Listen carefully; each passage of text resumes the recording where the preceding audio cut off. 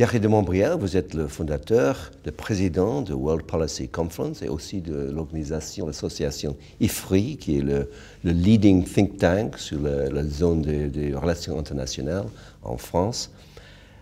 Quelles sont les leçons de cette conférence que nous avons eu 2-3 jours de conversations, de panels? Qu'est-ce que vous avez appris? Alors, la première chose que je voudrais dire, comme d'ailleurs l'a fait remarquer l'un des intervenants russes du reste du dernier panel, la principale leçon, c'est que la World Policy Conference continue d'exister. C'est-à-dire, alors je dis ça en souriant, mais en réalité, il est vrai, c'est la 5e, donc le processus est consolidé et il a survécu malgré les énormes difficultés du temps. Et quand les temps sont difficiles, des conférences de ce genre sont encore plus utiles, mais en même temps, elles sont de plus en plus difficiles à organiser. Donc ça, c'est le premier point. Alors, cette conférence, je crois qu'elle est consolidée. Je pense que le niveau aussi bien des participants, des panélistes, le niveau qualitatif et le niveau quantitatif était satisfaisant. Je crois que toutes les sessions ont été très enrichissantes, m'a-t-il semblé, avec des débats très profonds. Je voudrais également souligner l'atmosphère cordiale, l'atmosphère amicale, et je crois que c'est l'un de nos objectifs, que de créer une telle atmosphère, parce que ça facilite énormément les choses. Il y a les participants viennent des 5 continents et nous allons développer encore cet aspect des choses.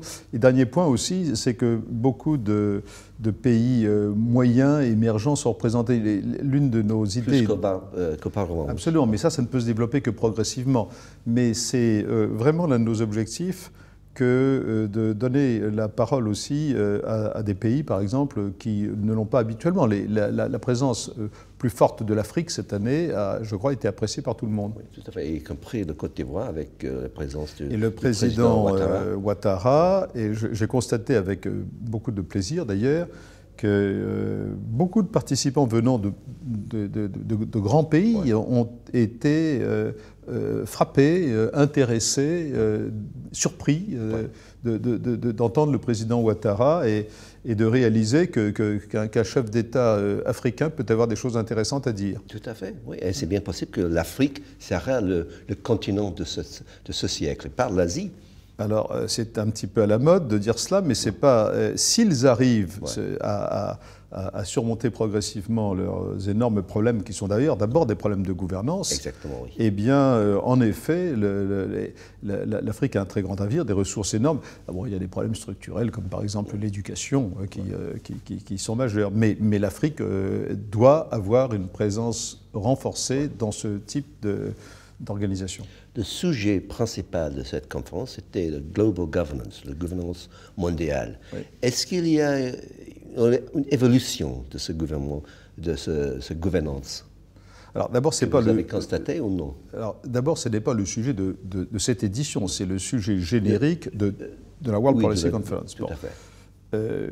Il y a une idée qui, je crois, est importante, c'est que nous vivons dans un monde qui est extraordinairement complexe.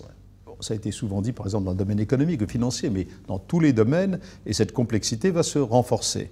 Elle est la conséquence de l'interdépendance accrue, qui elle-même est la conséquence de la révolution des technologies, de l'information et de la communication. Donc, cette complexité accrue fait que nous allons devoir constamment adapter la gouvernance.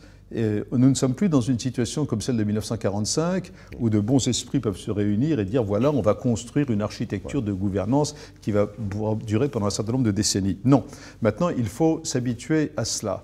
Et d'ailleurs j'ai écrit dans mon introduction, enfin j'ai dit dans mon propos introductif qu'il faut raisonner sur des décennies, voire, et j'ai même été jusqu'à dire qu'il n'était pas trop tôt pour commencer à préparer le 22e siècle. Tout à fait.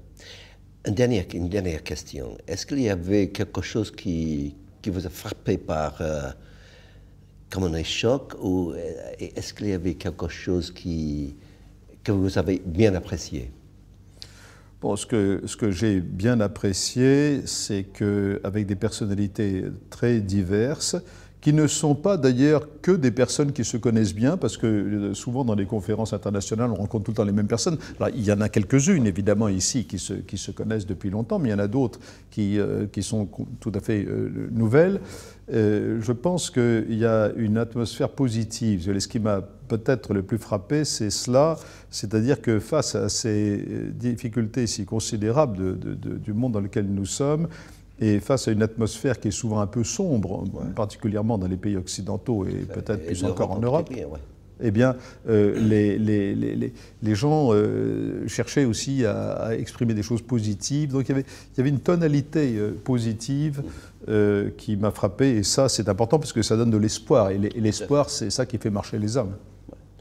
Avec ce point d'optimisme, il faut finir. Merci. Merci beaucoup. Thierry de Montbrial. Merci à vous. Et je vous félicite pour une très très belle conférence. Merci beaucoup. Merci.